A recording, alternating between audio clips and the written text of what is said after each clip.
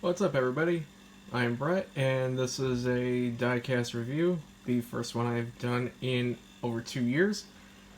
And today we have a very rare diecast, at least for its time, still rare to this day, unless you want to pay a pretty penny, is Austin Dillon's 2013 Mudsummer Classic winner from the inaugural truck race there in 2013. So, I'm gonna take this off and give you a tour of the box. As you can see, they really went out with labeling this box with pictures of the race and the trophy. You got Austin and Richard Childress there, the diecast itself. There's Austin with the shovel and the trophy from Tony Stewart and the diecast again. There's a rendering of it up front. Up here you got car 1-800 Car Cash Mudsummer Classic race winner, Austin sliding and posing with the truck itself. Sorry for the light. And what makes this so rare is you got Austin Dillon, number 39 American Ethanol Eldora 2013 Silverado, one of 1,600. So again, very rare diecast, at least in my opinion. I've waited years to find this, or at least have a chance to find it. Right here you got the stack card, Austin Dillon, inaugural Mudsummer Classic winner, July 24th, 2013 in Rossburg, Ohio. His 5th career Truck Series win, and in my opinion it is a big one, considering it was the first dirt race for the trucks and the first one in over 40 years. And on the back, you got the description of the race for Austin. So, onto the truck. So, props to Lionel at the time to be able to give a good diecast. This is what I feel like started the diecast trend for them making trucks, instead of like the cheap ones that you can find for maybe, you know, way under what they ask for a regular NASCAR Cup diecast. But starting from the front, so we know that Austin used that bumper a lot during the race and during the qualifying event. As you can see, there's marks where Silverado is, where the 39 is, and right where the contingencies are on the right front. The only difference, though, I would say between this and the regular truck are the headlights are separated instead of together, like they are in real life at the time. This is the only time they ever ran like this version of the Silverado at Eldora, because next year they had the flatter nose body.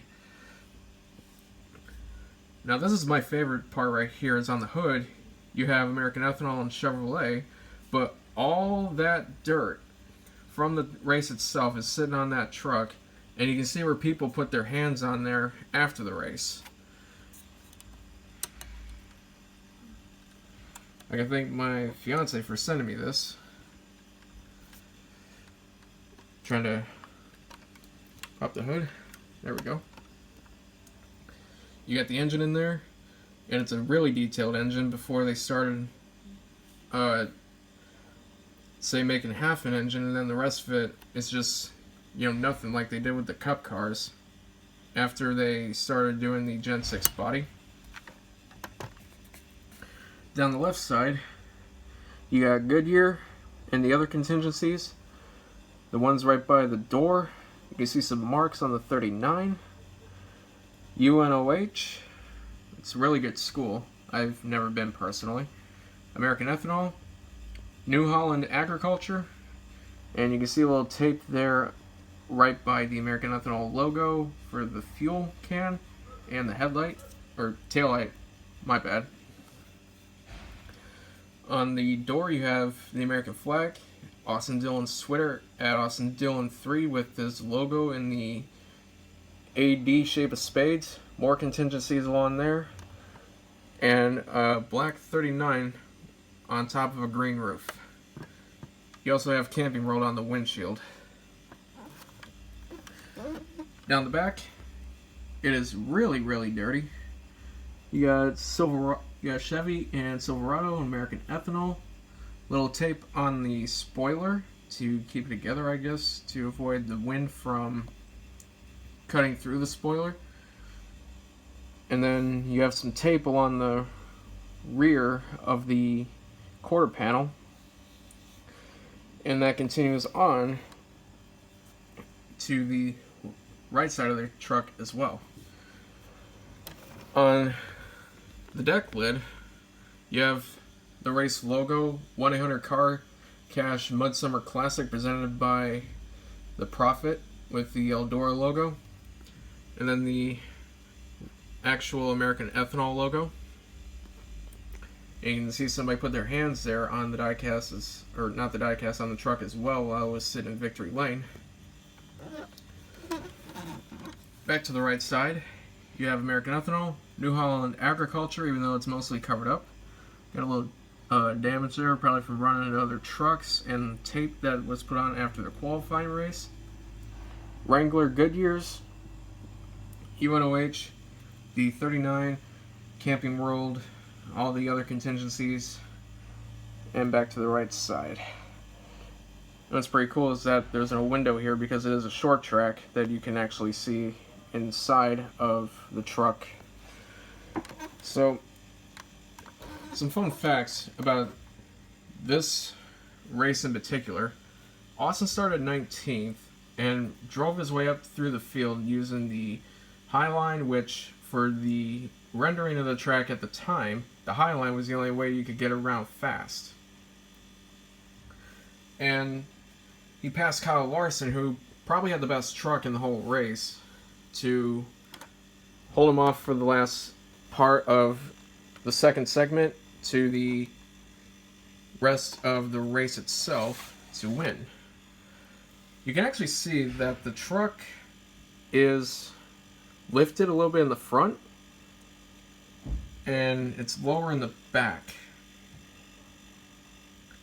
I guess that's what Lionel did when they made this. Kind of give it that real feel to it.